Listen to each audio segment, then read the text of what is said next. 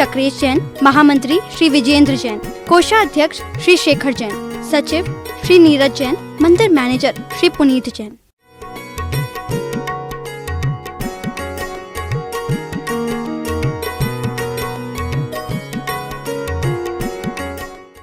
वात पित्त कफ आदि के बारे में भी ऐसी परिणति के स्वभाव का वर्णन किया गया था और प्रभाकर के पक्ष जैसे लिखा गया था कि उष्ण प्रकृति होने से सदा पित्त कुपित होता है। तो जब आदमी की उष्ण प्रकृति हो यानी गर्म प्रकृति होती, या एक और जब पित्त प्रकृति होती तो उसके अंदर दिमाग में गर्मी होती है, क्रोध का अधिकता देखने को मिलती है और उसका चित्त हमेशा क्षुभित बना रहता है। इस प्रकार यहाँ शांति यदा कदा प्रभाकर के पक्ष के बारे में बात की गई थी।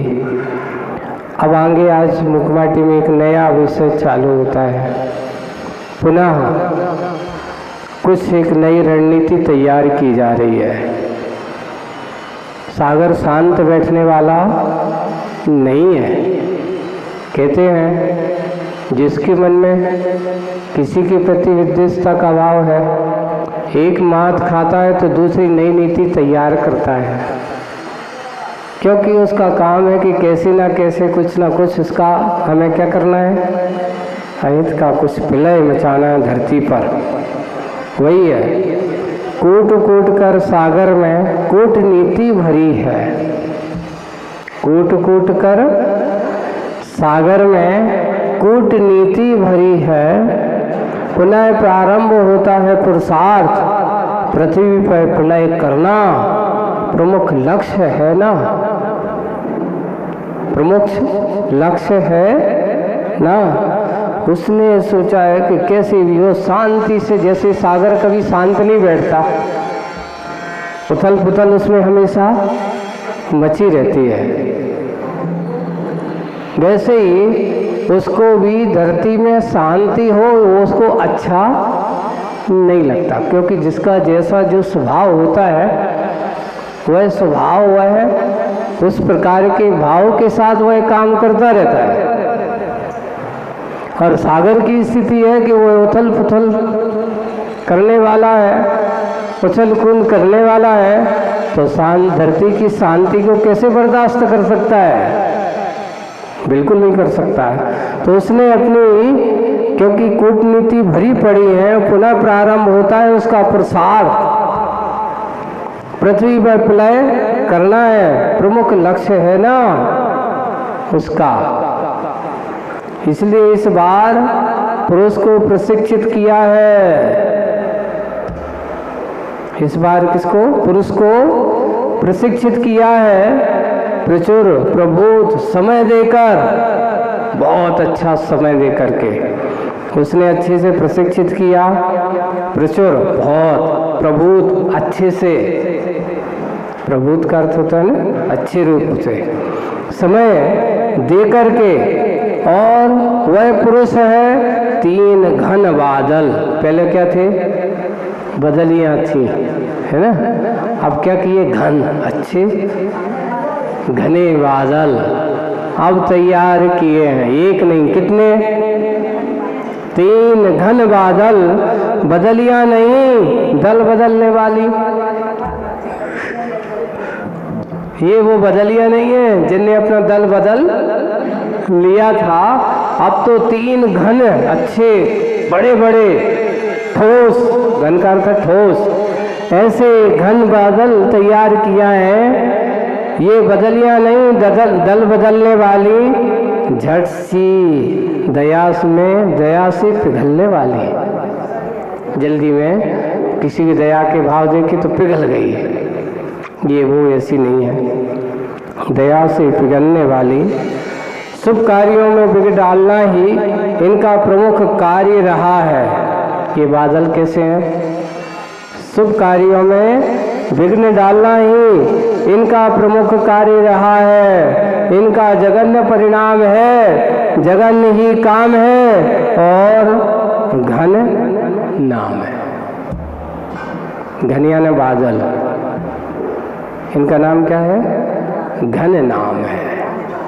हर कुछ जघन्य परिणाम है, जघन्य इनका काम है और जघन और घन इनका नाम है। जघन्य नहीं, घन ऐसा। सागर में से उठते ही क्षार पूर्ण नीर भरे, सागर में से उठते उठते क्षार पूर्ण नीर भरे, क्रम क्रम से वायुयान सम, कैसे? वायुयान सम अपने अपने दलों सहित आकाश में उड़ते हैं, आकाश में उड़ते हैं। पहला बादल इतना काला, भी देखो पहले भी 3 बदलियां कौन सी? 300 विलेस्या की प्रतीक थी। पहले का रंग कैसा था? सफेद था। दूसरे का रंग कैसा था? लाल था। तीसरे का रंग कैसा था? पीला था। यानी वे शुभलेस्या की प्रतीक थी बदलियां। अब ये 3 बादल जो उठ रहे हैं, क्योंकि इन्होंने कह दिया कि इनका शुभ कार्यों में बाधा डालना इनका प्रमुख कार्य है, तो अशुभ लेस्याएं जो होती हैं वे कभी भी शुभ कार्यों में साथ देने वाली नहीं होती। अशुभ लेस्या का सबसे पहला बादल इतना काला है कि जिसे देखकर अपने सहचर साथी से बिछड़ा, भ्रमित हो भटका भ्रमरदल, भ्रमर यानी भौरा, भ्रमरदल सहचर की शंका से ही मानो बार बार से आ मिलता, शंका से ही आ मिलता। इतना अपने सहचर साथी से बिछड़ा हुआ कौन?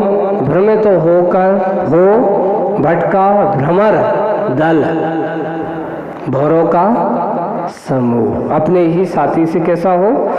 और सहचर की शंका से मानो, अपने साथ में चलने वाली उनकी शंका से मानो बार बार इससे आ मिलता, थोड़ा सा बिछुड़ जाता, फिर आकर के मिल जाता और निराशा हो लौटता है। यानी भ्रमर से भी अधिक काला यह पहला बादल दल, भ्रमर से भी, भौरे से भी ज्यादा काला यह पहला, भ्रमर से भी अधिक काला है यह पहला बादल दल। दूसरा, दूर से ही विष उगलता विषधर सम नीला, दूर से ही विष उगलता जहरीला बहुत, विषधर सम नीला, नीलकंठ लीला वाला, नीले जिसका कंठ कैसा है? नीला, और ऐसी अनेक लीला वाला है, उसकी लीला भी वैसी है लीला वाला, जिसकी आभा से पकी पीली धान का खेत भी हर्षाभा से भर जाता है। और अंतिम दल कबूतर रंग वाला, यूं ये 3 तन के रूप अनुरूप ही मन से कलुषित, जैसा इनका तन है वैसा इनका मन है। नीले नीले बादल जब लीला वाले हैं, जिसकी आभा से जब वो नीले बादल बरसते हैं और पकी पीली धान का खेत भी हरिताभा से भर जाता है, हरे हरे हो जाते हैं।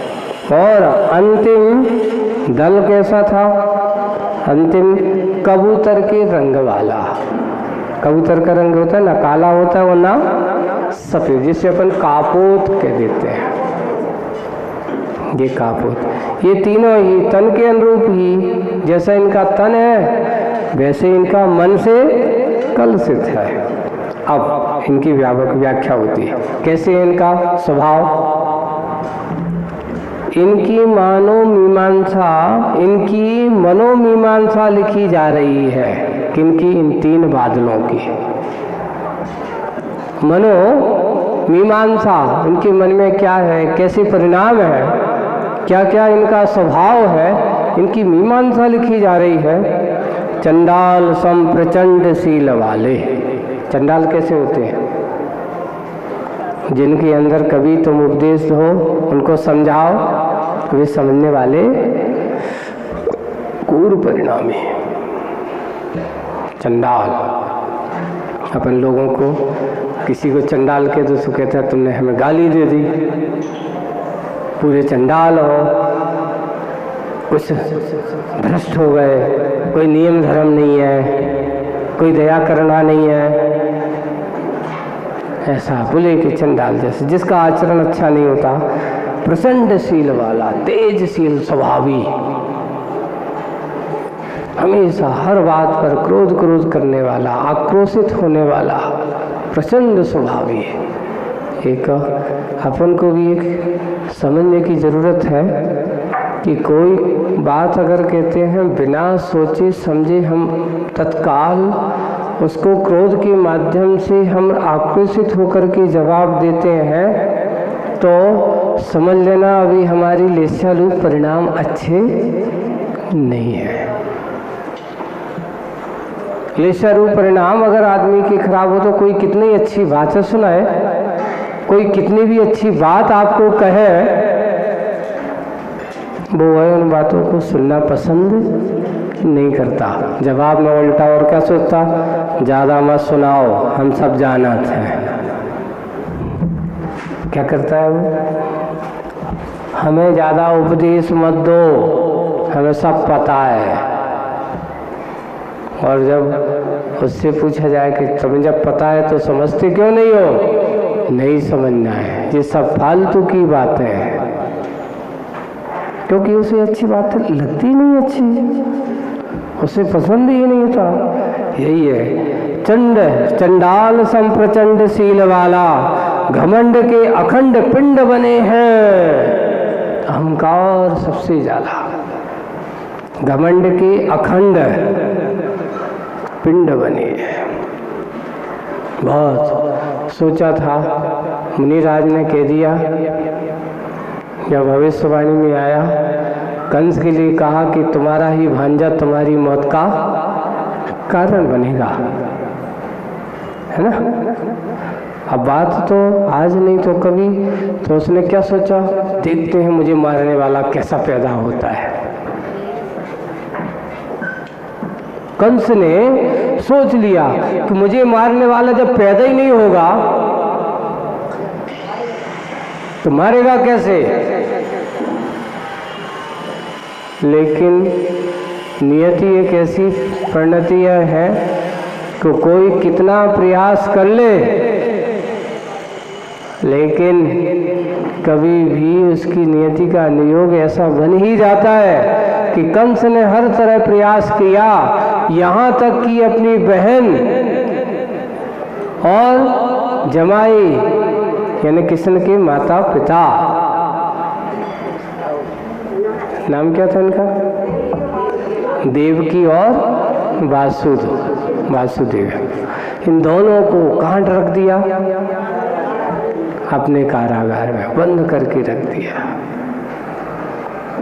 और हमेशा चौकीदार बिठवा दिए गए। ऐसा नहीं कि नहीं इसमें संतान नहीं, एक नहीं दो नहीं, सारी 7 संतानें हुई, पुत्री हुई। उसने यहाँ तक कि मारने का प्रयास भी किया, 1-2 को तो मार भी दिया। अब क्या करें, ये बेटा हुआ और होना था 9 मास में, लेकिन उसके पहले समय से पहले हो गया 7वां साल। लोगों को तो भनक ही नहीं लगी। यहाँ रातों रात उनको वहाँ से किसी बहाने से उसका जन्म हो गया और रातों रात जाकर के यमुना का पार करा करके यशोदा के पास छोड़ दे। और संयोग ये हुआ कि उसी समय उसी नगर में किसी की प्रसूति हुई, वो कन्या हुई थी, लेकिन वो जन्म होते ही उसका क्या हो गया, मरण हो गया। तो वह बताना तो पड़ेगा, क्योंकि गर्भधारण इसको छुपा नहीं जा सकता। वहाँ से उसको ला करके यहाँ रखा और रख करके जैसे ही खबर कर दी कि देवकी की यहाँ पुत्री हुई, पर होते ही उसका क्या हो गया, मरण हो गया। पुत्र सुरक्षित पहुँच गया और इधर पुत्र का पालन पोषण चालू हो गया। समय आया, संयोग बना और आखिर कंस को मरण किसके हाथों हुआ। वैसे तो अपने यहाँ नारायण पति नारायण का संयोग ही है, मरण है, क्योंकि वो पति नारायण था और किसने, नारायण थे। जन्मजात तो शत्रुता के भाव होते इनके, और ये उसका मरण था। इसलिए कि जहाँ इस प्रकार की किसने लेस्याजन्य परिणाम होते हैं, इस प्रकार के परिणाम होते हैं, वे हमेशा घमंड के अखंड पिंड बने हैं। वो सोचता है मुझसे बड़ा तो और दुनिया में कोई है ही नहीं, मुझे कोई मार ही नहीं सकता, मुझे कोई मारने वाला पैदा हो ही नहीं सकता। पर कर्म के इस लेखा जोखी में कोई किसी भी कर्म पर आज तक कोई विजय नहीं प्राप्त करता। विजय प्राप्त करने वाला संसार में फिर रहने वाला संसार में है, तो कर्म की चपेट तो सहन नहीं कर पड़ना पड़ेगी। बड़े से बड़े शक्तिशाली भी कर्म की चपेट में आकर के, और अच्छे अच्छे भी कर्म की मार के सामने नतमस्तक हो जाते हैं। ये मत सोचिए कि मैं ऐसा कर लूँगा, नहीं, कभी किसी को वादा मत करिए, कभी किसी को संकल्प मैं तुम्हारा ऐसा कर दूंगा। कल भरोसा है कर्म की चपेट कैसी हो जाए, तुम्हें मालूम है कि कल अगला क्षण कैसे कर्म का उदय आ जाए। इसलिए भरोसा नहीं, आशा रखिए, विश्वास रखिए, लेकिन किसी से वादा मत किए। देखो क्या होता है। वही हुआ कि घमंड के अखंड में बना पिंड बने हैं, जिनका हृदय अदया का निलय बना हुआ है, बना है, यानी निलय बना है, अर्थात जिसके दया भाव, रत्ती मात्र भी दया भाव किसने लेस्या वाले काले काले परिणाम वाले के साथ कभी भी दया का भाव होता ही नहीं।